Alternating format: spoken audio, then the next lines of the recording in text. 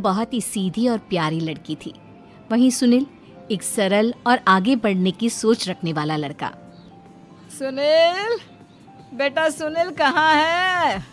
अरे जरा एक गिलास पानी तो दे दो। हाँ माँ, अभी आया। क्या माँ, पानी तेरे सर के पास ही तो रखा है। क्या हो गया है, तबीयत खराब है क्या? अरे नहीं नहीं, वो उठने का मन ही नहीं कर रहा था, तो देखा ही नहीं। वैसे क्या कर रहा है? यहाँ बैठ ना मेरे पास। माँ पढ़ रहा था। वो क्या है ना, नौकरी में तो वक्त नहीं मिलता, अब ऑफिस से घर आकर ही तो वक्त मिलता है। अच्छा अच्छा ठीक है, पढ़ ले जा बेटा। सुनील पढ़ लिख कर और आगे बढ़ना चाहता था, लेकिन माँ की तबीयत खराब देखकर सोचता है कि शादी ही कर ले। कब तक माँ का ख्याल वो अकेले रख पाएगा? तो एक दिन, माँ ये ममता है, मैंने इससे शादी कर ली है। तुम्हारी तबीयत भी ठीक नहीं रहती, तो मैंने सोचा शादी कर लेता हूँ। घर संभालने वाली और तुम्हें संभालने वाली कोई आ जाएगी तो अच्छा रहेगा। माँ अचानक से सामने बहू देखकर हैरान रह जाती है। बेटा ये क्या बात होती है? न बैंड, न बाजा, न दहेज, न शगुन, ऐसा कैसे बहू आ गई?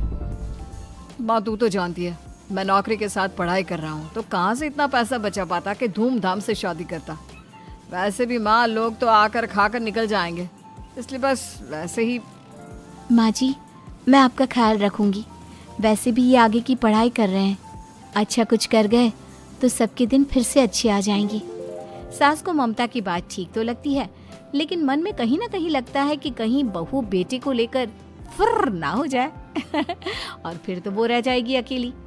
बेटा देख, मेरा जो कुछ भी है वो सुनील ही है, और सुनील का भी अब इस दुनिया में मैं ही हूँ और कोई नहीं। क्या सुनील? बिल्कुल माँ, लेकिन आज से ममता भी मेरे जीवन का अहम हिस्सा है, जैसे तू है। सास को बड़ा बुरा लगता है कि उसकी सल्तनत में कोई और हिस्सेदार कैसे हो सकता है।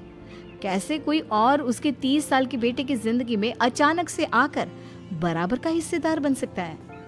देख बहू, मैं भले थोड़ा बीमार रहती हूँ, लेकिन इसका मतलब यह नहीं कि घर की चीजों में मेरा कंट्रोल खत्म हो गया है।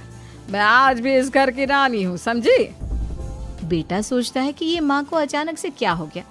कल तक जो माँ कहती थी कि जिंदगी का कोई भरोसा नहीं, वो अचानक से जंग के मैदान की झांसी की रानी कैसे बन गई? माँ क्या हो गया है? सब ठीक है ना? अचानक कैसी बात कर रही हो? ममता का आज पहला दिन है, स्वागत करो उसका। आसपास की आंटियों को बुलाओ, नई दुल्हन की मुंह दिखाए करवाओ। खैर, सास होने का फर्ज निभाती है और बाद में एक सहेली के साथ बाहर निकल जाती है। क्यों री बताया नहीं कि बेटे का ब्याह कर रही हो? वैसे तो सारा दिन हम ही में घुसी रहती हो।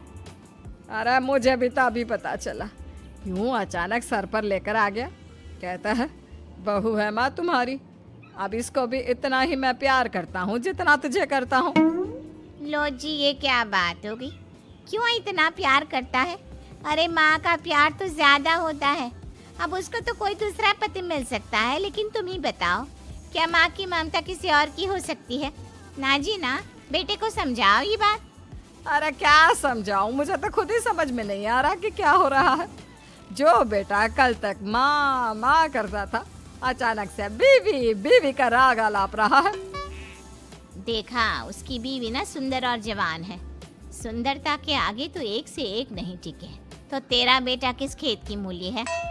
सास को भी समझ में आ जाता है कि बहू की सुंदरता के आगे माँ का प्यार किसी काम का नहीं। उधर बीवी, ए जी, अम्मा जी सहेलियों को छोड़ने गई थी, अभी तक आई नहीं, हम देख आए क्या? अरे रहने दो ना, आ जाएंगी। कहाँ जाएगी, उनकी आदत है, एक बार जाती है तो पूरी पंचायत खत्म करके ही आती है। अच्छा ही है, खाना वाना खा कर गई होगी। छोड़ो ना, घूमेगी तो खाना पचेगा, नहीं तो ऐसे ही खाट पकड़ लेगी। बहू भी शांत हो जाती है। उधर सास सोचती है कि आज थोड़ा देर से ही घर जाती हूँ, जब बेटा परेशान होकर ढूंढेगा तब मजा आएगा। बीवी को खुद ही पता चल जाएगा कि माँ के आगे उसकी दाल नहीं गलेगी। लेकिन वहीं दूसरी ओर घर पर, ए जी, माँ जी अभी भी नहीं आई, हमको तो घबराहट हो रही है कि क्या करें, जाकर पता करें किसी के घर। अच्छा, कहाँ जाओगी ये भी बता दो। पहला दिन है तुम्हारा इस घर में और एक ही दिन में मोहल्ला छानोगी क्या? हाँ, तो आप भी तो नहीं जा रहे हैं ना, हमको फिक्र हो रही है। अरे यार, ये रोज का है अम्मा का, खाओ और सो जाओ। बस फिर क्या था। बेटा बहू खाना खाते हैं और कमरे में सोने चले जाते हैं। उधर जब सास को कोई देखने नहीं आता तो वो हार कर घर आ जाती है, जहाँ वो देखती है कि सारे घर की लाइट्स बंद है। सास को गुस्सा आता है, बहू, ममता बहू कहाँ हो? लेकिन सारे दिन की थकी बहू को ऐसी नींद आती है जैसे किसी ने भांग की गोली खिला दी हो। वो तो नहीं उठती। उठकर आ जाता है बेटा। अरे क्या बात है अम्मा, काहे चिल्ला रही हो? अरे सो जाओ ना, सुबह की थकी है बहू, वो सो रही है। जोर से बोलोगी तो नींद खुल जाएगी उसकी। माँ को गुस्सा आ जाता है। फिलहाल तो सो जाती है, लेकिन मन ही मन ढेर सारा जहर बहू के लिए भरा होता है। सुबह बहू चाय बना रही होती है कि सास धीरे से गैस तेज कर देती है, जिससे चाय का बर्तन जल जाता है। और जैसे ही बहू चाय का बर्तन उठाती है, उसका हाथ जल जाता है। मेरा हाथ जल गया। वो जोर जोर से चिल्लाकर इधर उधर भागती है कि सास थोड़ी देर में उसके हाथ में पानी डाल देती है। हाय रे बहू, क्या कर रही हो? पहली बार रसोई छुई हो क्या? सासू माँ गलती से गैस तेज रह गई थी और बर्तन जल गया, जिससे मेरा हाथ जल गया। हाय रे, कितना गंदा दाग। छी छी छी छी, मुझे तो उल्टी आ रही है तेरा गला हुआ मांस देखकर। तू ना मुझे अभी साथ से खाना मत लगाना। बहू भी खुद का हाथ देखती है तो उसे भी रोना आ जाता है।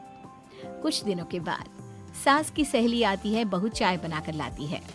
उसके जाने के बाद सहेली कहती है, बहू की सुंदरता ऐसी है कि कोई भी दीवाना हो जाए। वैसे तेरे बेटे का क्या हाल है?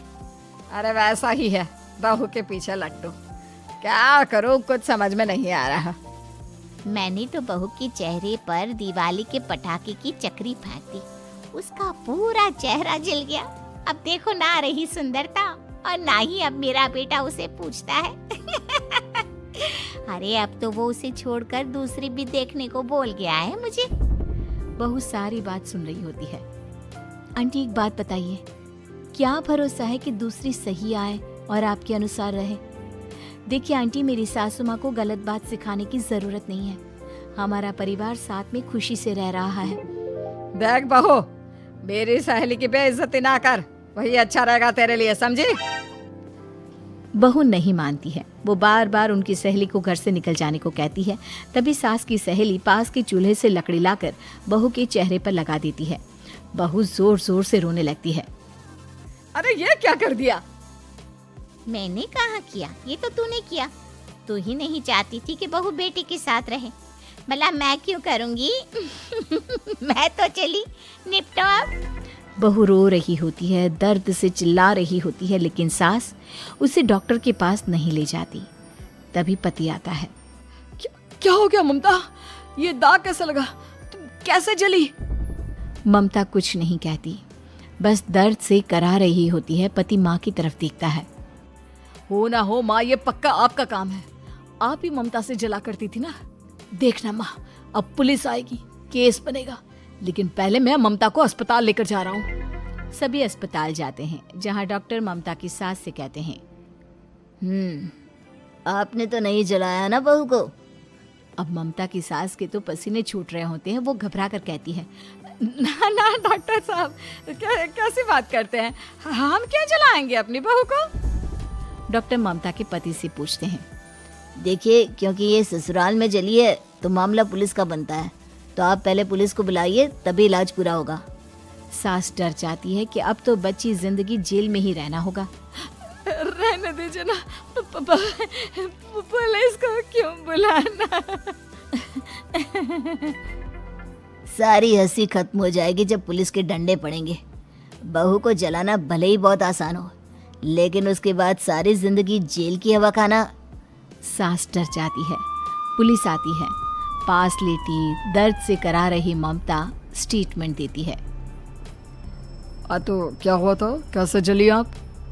ममता पास खड़ी सास को देखती है। बेटी बताओ, कैसे जल गई तुम?